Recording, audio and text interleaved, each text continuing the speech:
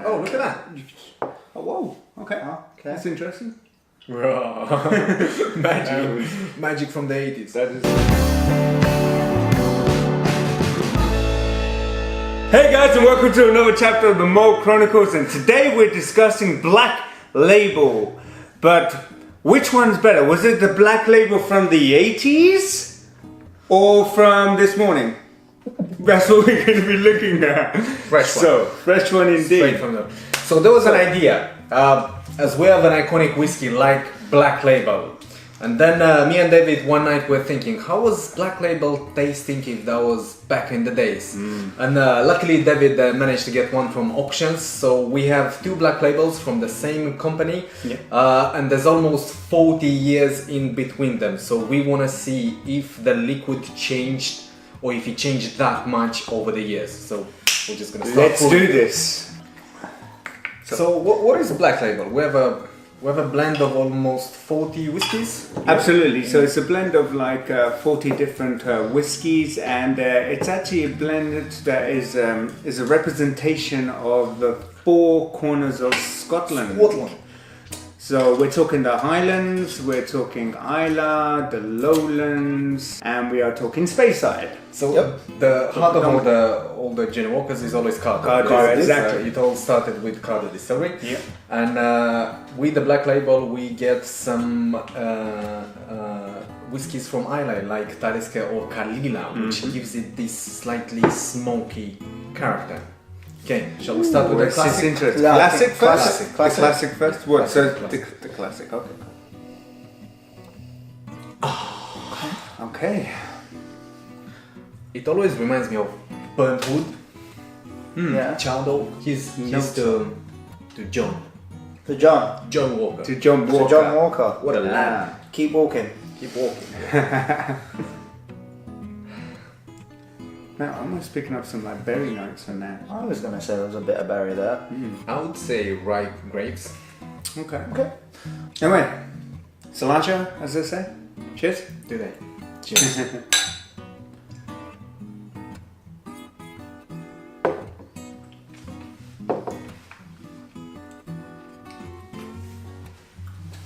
Love it. Yeah. You know, it's just nothing wrong with it. No, It's got a good balance. it's absolutely got a fine balance. And it's just so, like, you just can pick it up and just drink it. Yeah. You know, you don't have to really think too much about it. And that's what makes it a really top whiskey. Yeah, this is what I like about it, the harmony of the grains and the malt. So you have the creamy, light texture and character of the grain whiskey, the sweetness that comes with it, and then you have the character, the body of the malt. Plus you got the hints of smoke from Islay. So it's one of those probably all-rounders. If you would like to put Scotland in a bottle, you'll have something like that. I completely agree to that. I can completely see why they talk about it being the four corners of Scotland and being the pillar stone, because it's got a bit of everything. It's got something to suit everyone. You can't go wrong with it. It's a very light smoke at the end of it, isn't it? It's this very fine smoke. It's like almost putting the cherry on the top. A little bit of smoke at the end, because that's what I really enjoy. Like I enjoy the mouthful that you get. I enjoy the sweet notes coming through, and then that little cherry at the top with that little bit of smoke at the end. Yeah, I completely agree. Yeah. So we are looking at one of the most sold whiskey in the world. Oh yeah. Like there's no one even close to the sales of Johnny Walker. Yeah. And funny because it started as we see now these days single malts are coming back on the stage, but Johnny Walker as a blend started as a reaction to malts, as malts were inconsistent. So then John Walker said, well, I'm gonna start blending them, because he used to blend teas. Yeah. So by that he achieved the consistency, because the policy of oak back in the 19th century was quite rough, so to say. So to get a consistent malt was almost impossible. From the same distillery in the same week you could have a different whiskey. Yeah. And this is how John started, and it became like one of the most iconic blended whiskey in the world. It didn't really take off though till his son took over, Alexander. Oh, it's a much more complicated story. There's some French grape involved in that as well, as they could achieve the international success only when in French the grapes was suffering by a bacteria, was that? Yeah. And then suddenly everybody in France was open to import, and they looked at whiskies, and then Alexander Walker jumped in with Black Label. That was his iconic drink, and there you go now. France is one of the biggest consumer in terms of Johnny Walker as well. Yep, one of the biggest consumers, for whiskey in general. Now, Exactly. I do want to try this more than anything. Yeah, I'm sure that Should we go? everyone out there wants us to compare it.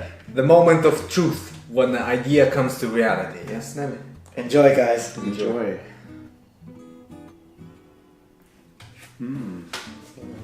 Do you get this rummy note? Like rum? Yes, Like I definitely understand what you're saying there. Yeah, Yeah. definitely That's, like that.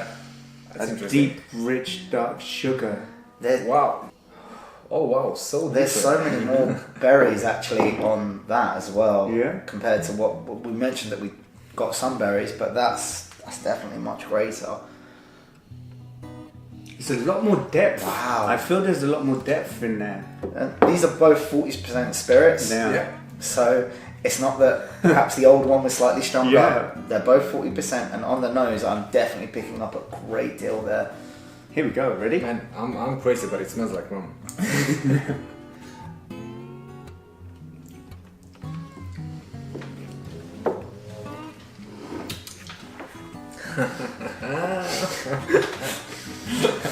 Okay. Completely different. Uh-huh. Wow. That is completely, yeah. I'm getting that. That is so different, man. There's. That smoke is even heavier at the back.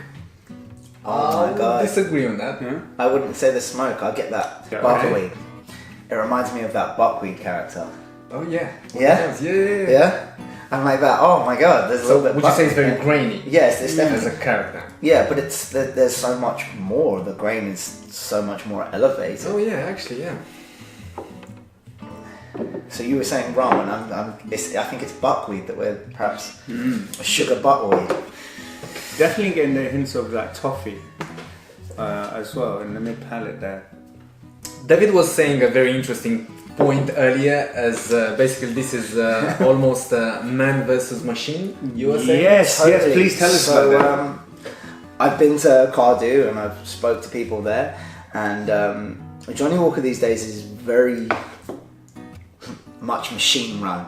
They test the final batch, and this was much more made by man. This was made a lot more by a computer. So this is very much a machine versus man element here, and I think man is definitely winning in my eyes. No, it's not just. I think I'm very indecisive between them because they are very different, both interesting.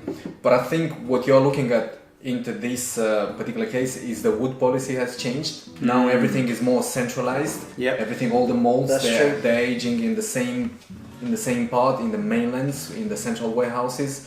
As back in the days, maybe like getting some of the sherries was more easier. Yeah. More older sherries. The grains probably were different. There was probably a lot less bourbon used. Fort Dundas closed. They closed a lot of the distilleries in the Distilleries, yeah. 90s. Yeah, that's true.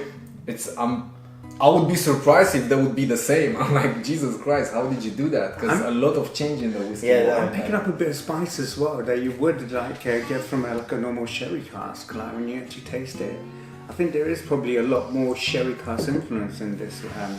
The older black label Wow. from the 80s. Yeah, no, I can definitely get that more spice, Yeah, and the there's more sherry. finish I find longer.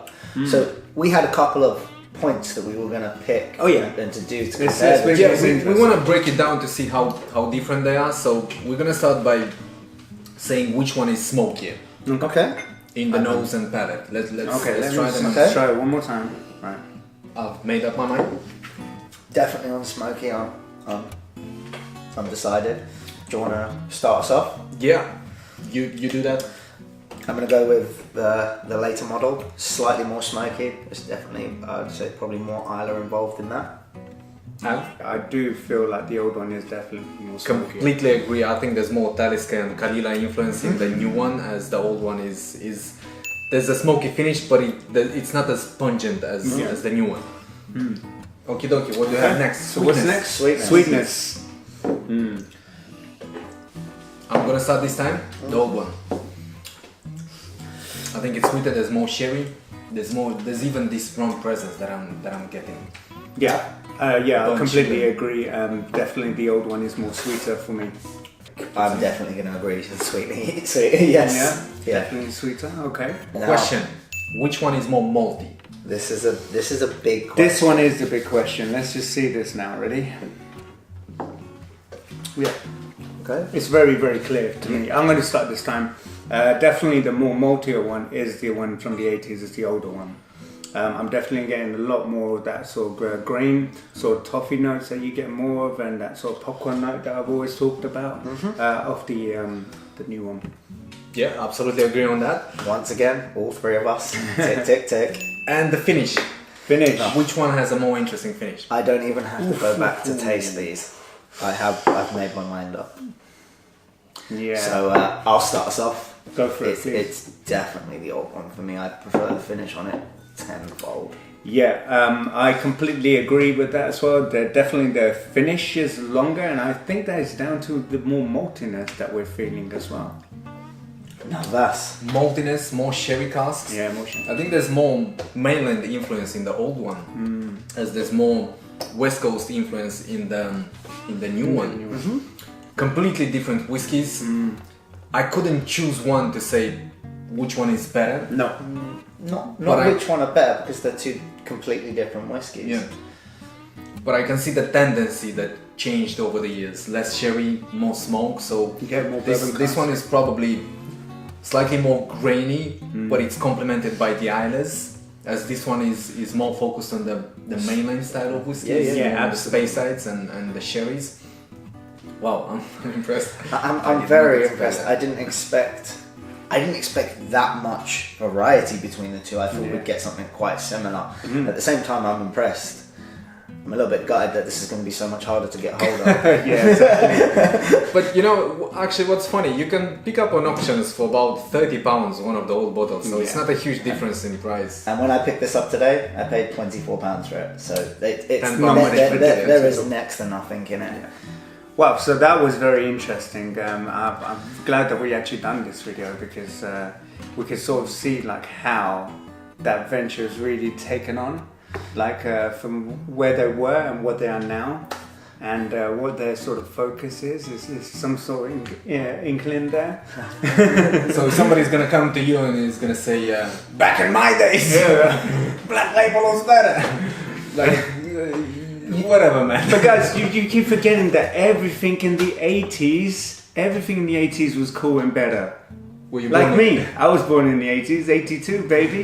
That's what I'm talking about. Yeah, right. You were born in about the 80s. No, wait a second. So you're trying to say that this is actually older than David? I am saying that's older than David, yes. Because you are 90s, right? Yeah, I was born in 91. This is from the 80s, so this is older than you. This was bottled.